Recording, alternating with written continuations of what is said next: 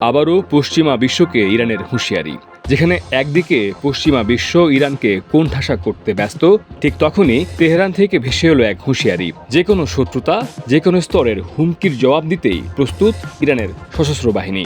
৩৬তম ইমাম খোমেনির মৃত্যুবার্ষিকী উপলক্ষে দেয়া এক বিবৃতিতে ইরান জানিয়ে দিল, শত্রুর কৌশলগত ভুল হবে তাদের পতনের সূচনা। প্রশ্ন হলো, এটি কি নিছক রাজনৈতিক বার্তা নাকি যুদ্ধের সূচনার ঘণ্টা? ইরান বরাবরই তার সামরিক সক্ষমতা তুলে ধরে অভ্যন্তরীণ ঐক্য ও আন্তর্জাতিক অবস্থান মজবুত করতে চায়। এই বিবৃতিও তার ব্যতিক্রম নয়। খোমেনির ৩৬তম মৃত্যুবার্ষিকী মানেই যেন ইরানের আইডিওলজিক্যাল স্পিরিট এর উৎসব।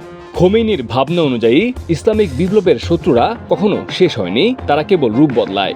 আর তাই এই বার্তা শুধু আমেরিকা বা ইসরায়েলকে উদ্দেশ্য করে নয়, বরং দেশের অভ্যন্তরে এক মনোবল নির্মাণ প্রক্রিয়ার অংশ।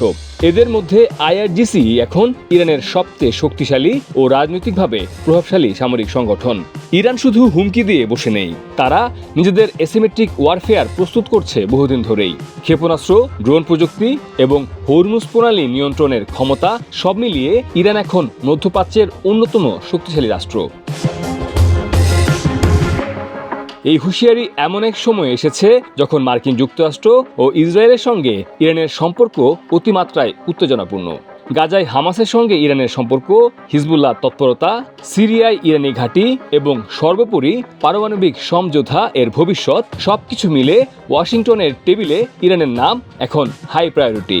ইরানের এই বার্তা আসলে এক প্রতিরোধ কূটনীতির অংশ। তাদের বার্তা পরিষ্কার, তোমরা আমাদের চেপে ধরলে আমরা গুঁড়িয়ে দেব। এখানেই প্রশ্ন আসে, ইরান কোন স্ট্র্যাটেজিক এররের কথা বলছে? স্ট্র্যাটেজিক এরর এই শব্দটি বেশ লক্ষণীয়। ইরান এখানে সম্ভাব্য তিনটি পরিস্থিতিকে ইঙ্গিত করছে।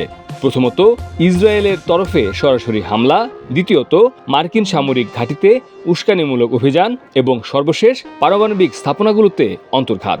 ইরানের ভাষ্য অনুযায়ী তারা শত্রুদের প্রতিটি চাল পর্যবেক্ষণ করছে। সাইবার যুদ্ধ থেকে শুরু করে গোয়েন্দা তথ্য, সবকিছুতে তেহরান বলছে, আমরা প্রস্তুত। সব মশার বিরুদ্ধে সুরক্ষা দিতে এলো বসুন্ধরা এক্সট্রিম অ্যারোসল। মশার বিরুদ্ধে এক্সট্রিম সুরক্ষা। ইরান বারবার প্রমাণ করতে চেয়েছে সংঘাত নয়, সম্মান চায় তারা। কিন্তু সম্মান যদি চ্যালেঞ্জ হয় তবে ইরান ভয় পায় না।